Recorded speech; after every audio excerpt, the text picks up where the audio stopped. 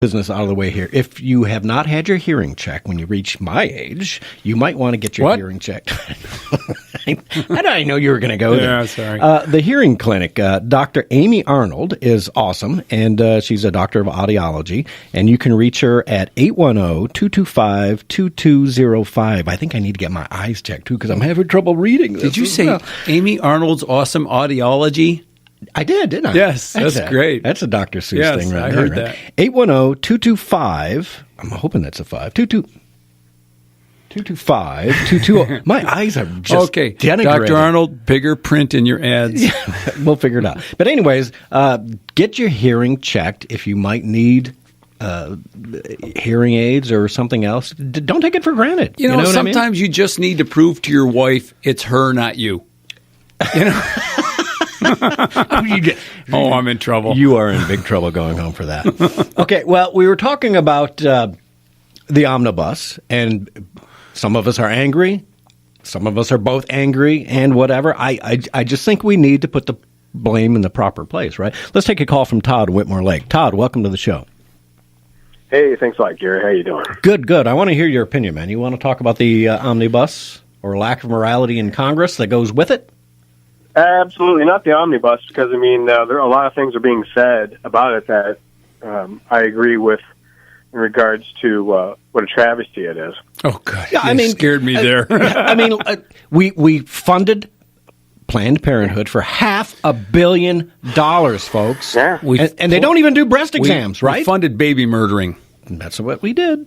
Absolutely. Yep. Yeah. And the problem I have with the whole scenario is if you stop and take a look back in history of our founding fathers and how much of God-fearing people they were and that they trusted in the Lord, that wasn't 26 of the 55 signers of our U.S. Constitution ministers had seminary degrees. Yes. So by what I'm talking about, that falling away from God has a lot to do with the reason why man is dominating man and the corruption that's going on. Yeah. Well, part of that, Todd, what's the percentage of attorneys now that are our legislators? Okay? Right. I don't mean... godless. I'm not saying all lawyers and attorneys are bad people. But you know what? Me neither.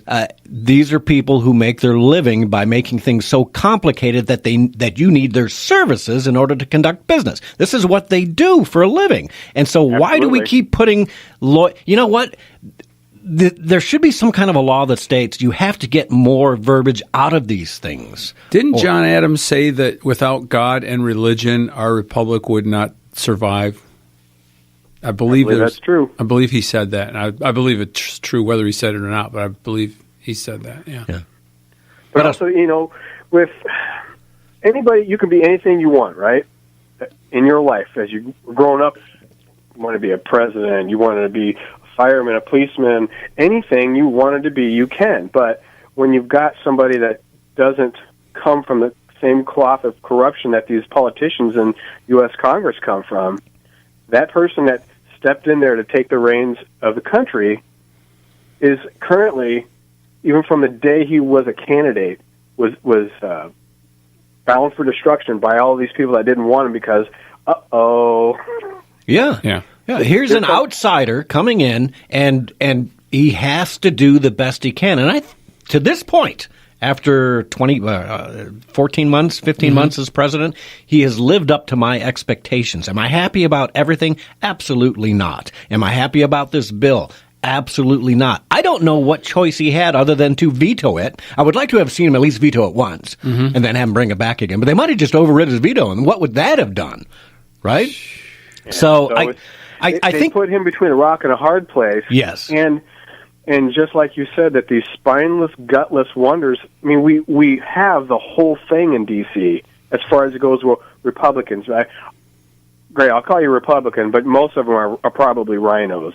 There are very few conservatives over there, and it just bothers me that they'll go run with the Democrats behind those closed doors, chuckle tee-hee about look what we just did. Yep. They do it all the time, the gutless wonders. Okay, well, I'm going to play devil's advocate now because as you know, I spend a lot of time perusing the internet to put stuff up on the dailydrift.com. And if you're not going there, you should. It's the news you need to know. We're getting cheesy, aren't we? I love being cheesy. Anyways, if you dig deep into the internet and Reddit, you can't always believe everything you read. And so I found something today that gave me a little bit of hope for the tunnel, right? And I'm trying to confirm it because I don't have the verification. I was looking for the other posting that went with this posting. But it says, for those of you doubting Trump, do your research. Joanne Powell Neely says, I am seriously do not understand why individuals do not read these entire threads. And, well, I can tell you why, because they're very hard to find. But what she's saying, this is an omnibus bill. This is not a budget, right?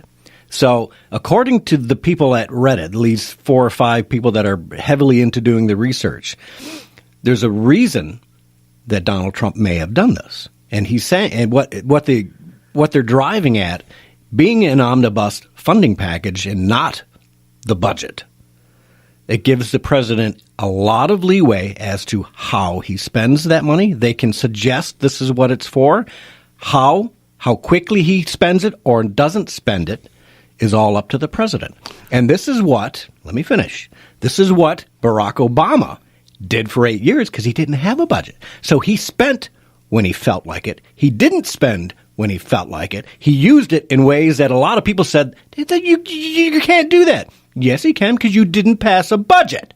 CRs, yeah. So, and when you look at some of the tweets and when you look at the full speech that Trump did, wall is national security. So does he now have the money for the wall? Whether the Congress put it in there, here's your wall money or not, he now has money that has a lot of discretion that he can use. Go ahead. Well, that's one of the things that Tim Walberg was saying a month or so ago when we were talking to him, when we were talking about spending authorization versus budget. You remind me of that now. This is not, like you said, a budget. So now this authorizes money. Now they've got to hammer out, exactly how much of it gets spent, where it gets spent. I don't have high hopes for that given this omnibus, but let's see what happens. Yeah, well, and then once again, you said something interesting that made me think perhaps somebody in the back room went to Trump and said, "If you veto it, it will be overridden." Is that what you want to? Is that what you want to happen? And so he's not going to advertise that fact because it makes him look less alpha male, right? So he'll just say, "I'm signing this, and I don't like it." Exactly. I don't know. But according to these people, he can now take that $500 million for Planned Parenthood and slow walk it. Oh, yeah, hold up. Don't cut those checks yet. Just because it's authorized, you don't have to spend it. You don't have to spend it. And so what they're saying is he can now use that money as a slow walk and as leverage against the Democrats saying, you know what? I've still got appointments that you have not authorized yet.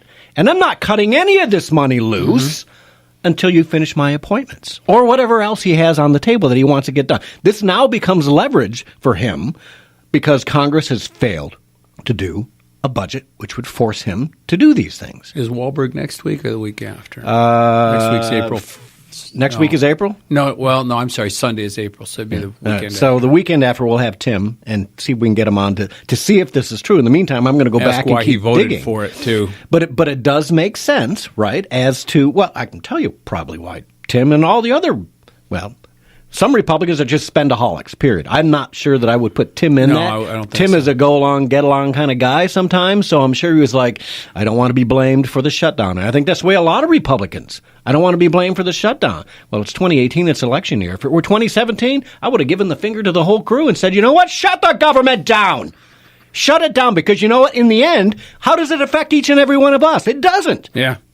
I wasn't affected by any of the shutdowns. Mail still gets delivered. Yeah, people still get their Social Security checks. Essential services stay in place. And you know what? The only thing that ever worries me about a shutdown is if our military men and women are not getting paid. And I think they took care of this the last time around, didn't they? Yeah, the sub still stayed underwater. It didn't float to the surface because there was no money for it. Yeah, exactly. All right, let's take a call from Tom on line 2 from Detroit. Tom, go ahead. Hi, thanks for taking my call. Yeah, about that, the 60 votes versus the 51 votes. To me, this is showing me how much trouble we're in when we have to worry about going to 50-50, where it's like half the country is against it.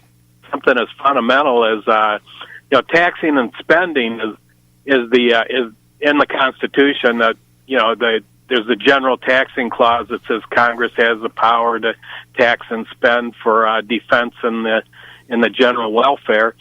But that's our property, and I think the main thing Trump really, when he said he isn't signing any more bills like this, what I hope he meant was that he's not going to sign anything that nobody's read.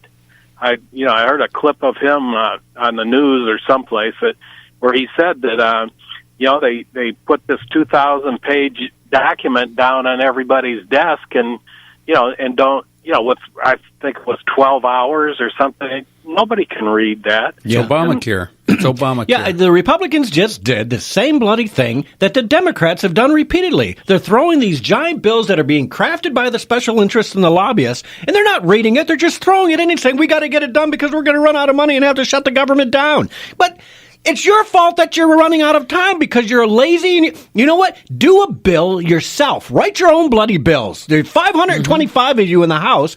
Sit down. Each of you take one page, right? That limits it to 525 pages. Each of you take a section, put it in there, and keep it in plain English. Stop with the whereas and the wherefores and the where thous. You know what I mean? Make it simple bloody English that we can all read. Joe Schmo gets a amount of money for this. Period. It's that stuff that's when it's that complicated, that's where stuff gets buried in there. Like any person who is over 62 years old and under 63 who has an income of $5,433 in this year, blah, blah, blah. And all of a sudden you're giving one person a break. That's what it boils down to. That's how they do it. I've seen it done. They put in these things like that. It gets hidden, and it's just special interests. Yeah. So, I still firmly believe if you want to simplify things, everything's a baby step. You cannot mix anything. We're going to fund the military or we're not going to fund the military. That should not be mixed with Planned Parenthood funding or anything else. Here's our money for the military. Yes or no? Yes, we got that money. It's set aside. You guys are good. Do it for 2 years, 3 years, whatever.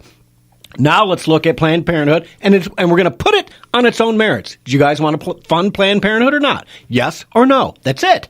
No ifs, ands, or buts, because these same morons that keep giving Planned Parenthood, those Planned Parenthood people are campaigning against you Republicans. What kind of stupidity is that? Well, we capped ICE, but how does DACA take dollars? That's what I'm trying to figure out. What dollars? Well, no, I think when he was talking DACA, he was trying to say, are we going to pass legislation? We'll work it in with the Democrats and say, listen, just do this, help us pass what we want, and we'll put into the legislation. This is what I mean. I don't like that they mix it. But he was saying with DACA in there, he could go ahead and give the okay for the 800,000 DACA kids to get some kind of pathway to citizenship. Yeah, which shouldn't cost a dime, but it shouldn't cost a dime, but they're mixing it in, putting it into the mix. But what I did like what he said was that pointed it out to the dreamers and all these kids that are out there that are here illegally. The Democrats had a chance to take care of you in this funding budget. And once again, they did not. Right? They did not. So that's just enough to drive me crazy. All right. 734. Is there any way to know? They didn't just write this 2,000-page monstrosity overnight. Who actually writes these things and consolidates it? I'm sure they get input from a lot of different places. Legislative aides. There has to be some central location that consolidates it. You know what it is? It's written by a bunch of lobbyists and a bunch of special interests and consultants. These aides and these congressmen are not doing any of the work. It's all being written by the special interests on K Street and the lobbyists, and they're bringing in a package of 5,000 words and saying, listen, you got to get this into the bill, and here's why, and here's the money we'll make sure that you get in the next election if you slip it into the bill. And so you've got 525 legislators throwing in all these special interests from all these different lobbyists, and they throw it, and no wonder it's all of a sudden 2,500 pages. I can imagine they share a Google Drive or a Dropbox, right? And it all gets piled in there. You might want to ask the Awan brothers, right? Yeah, right. Yeah. And I'm sure it's got an open invitation all the way over to Pakistan where they're reading it, right? They're still on the loose. Yeah. All right. Well, Tom, great points, man. I love it. Thanks for taking my call. You got it. Anytime, brother. Take care. Bye-bye.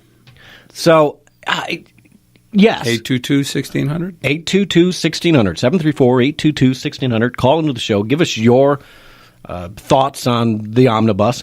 But I'm going to take what I've read here so far. I will try to do more homework on this and verify